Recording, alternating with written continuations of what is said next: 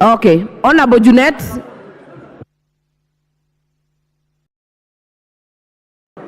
Mr. Speaker, Madam Speaker, I stand to support the amendments of the Senate, Madam Speaker. Madam Speaker, let's be honest. And let us be honest to ourselves and let us be honest to Kenyans, Madam Speaker. Madam Speaker, some of these counties that you are seeing in this country have seen 1 billion shillings for the first time in their lives after devolution, Madam Speaker. We shall not be used as a house to kill devolution, Madam Speaker.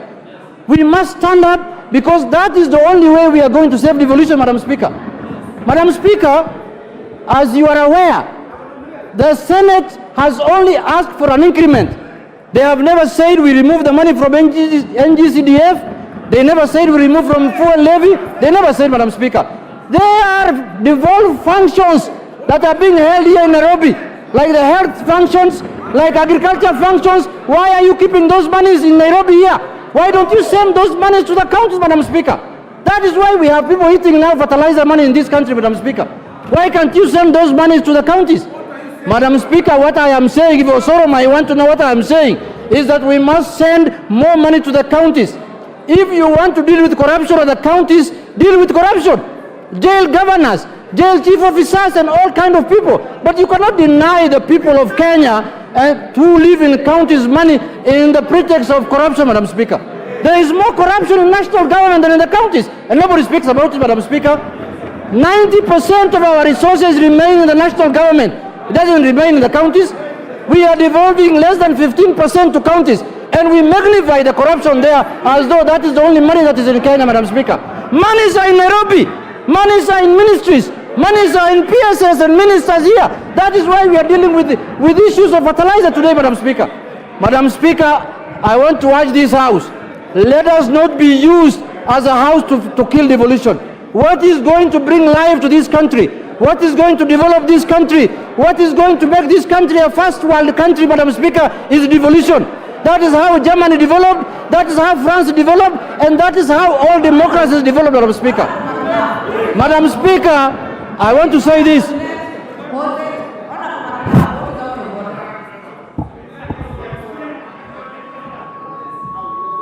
Give Honorable Makilap the microphone. Hello. Madam Speaker, I hope, Madam Speaker, let me conclude by saying that you cannot add 6 billion shillings. Honorable Junet, take your seat. Honorable Makilap, what is out of order? And let's get the IT department work on the sound. Honorable Makilap. Madam Speaker, I think we've had enough debate on this matter, and we can call the mover to reply. Because, Madam Speaker, this matter is as good as done, Madam Speaker, and we can invoke Article 95 and call the mover to reply. I will let Honorable Junet finish. Madam Speaker, it will be sad. Honorable Makilap, who was a former Speaker of Baringo County, can be used to derail devolution in this country. But Madam Speaker, we are dealing with a budget of 3.9 trillion, almost 4 trillion.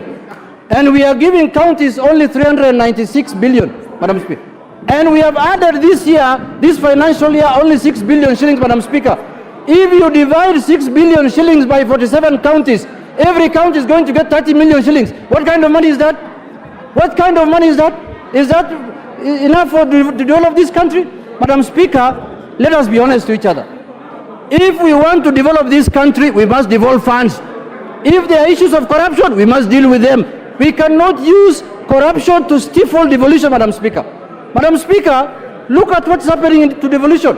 Since the inception 2013, the devolution is struggling to get their required amount of money. Madam Speaker, in this House, when we are dealing with the devolution, with the division of revenue, we are supposed to divide this money vertically first between counties and national government, Madam Speaker. And Madam Speaker, if you hate your governor, that is your own problem. You can go and sort out your issues at home. You are totally out of order. Totally out of order. Honorable Junet, wind up. Madam Speaker, I want to tell Honorable Osoro, if you hate your governor, you can go and sort out your problems at home. If you want to run for governor, it's up to you. If you want to run for MCA, it's up to you.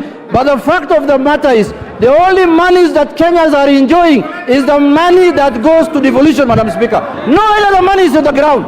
And the NGCDF, those two monies, county governments and CDF money, that is all, Madam Speaker. All the other monies are in the hands of people like Lituri. Thank you, Madam Speaker. Honorable members, in my own evaluation, I see there are still some interested members to speak on this motion. So I will not put the question. I will give 2 people from my right, and I will give another 2 on my left. If there is more, we will continue for a while. Honorable Mukunji, you have the floor. Thank you, Honorable Speaker. Let me start by saying I rise to reject in totality, Honorable Speaker, the Division of Revenue Bill as it has come from Senate. Honorable Speaker, I want to first correct Honorable Member Junet that in his constituency he doesn't have to do work for him to be elected. He just have to say the name of a person I don't want to mention. Honorable Speaker, the Constitution of Kenya says that you only have by constitution to give 15% of the revenue to the county government, Honorable Speaker. This year, Honorable Speaker, we have actually added from last year from 375 billion to 391 billion, Honorable Speaker, to the county governments. Honorable Speaker, many people will agree with me that the money that goes to the county is invisible compared to any other resources that come through GAF, NGCDF, and Honorable Speaker, money that is actually appropriated through CARE, Honorable Speaker. And it is unfair to continue adding these monies without seeing results, Honorable Speaker. I want to say that, Honorable Speaker, we need to actually encourage conditional grants to county governments more than giving them a budget line that is going, Honorable Speaker, to be going to their pockets and actually to salaries and remuneration and entertainment for our governors, Honorable Speaker. Honorable Speaker, we actually need to empower NGCDF and other funds, Honorable Speaker, because, Honorable Speaker, what we have done in this country in the name of devolution is created semi-gods and people who actually enrich themselves without the thought of our people that require resources and work to be done. Honorable Speaker, while we are discussing this, it is important for this House to critically think about empowering our county assemblies. These are people who have actually been given few coins, and we need to actually ensure word fund and their own autonomy is maintained, so that, Honorable Speaker, we don't create people who can run away with the whole budget and without even thinking twice, Honorable Speaker, they can only be sought after they have done with their term. Honorable Speaker, I was reading the paper yesterday and I saw a whole page full of faces of former governors in very unscrupulous way, Honorable Speaker, having acquired monies and they are under investigations. It is critical for this House to think of how and what works is what is supposed to be empowered. What doesn't work, Honorable Speaker, is not supposed to be empowered. Honorable Speaker, as the chairman of Kenya Young Parliamentarians, I want to reject in totality the bill, and we need to go to mediation so that we can give governors what is supposed to be given to them. Honorable Speaker, I reject. Thank you.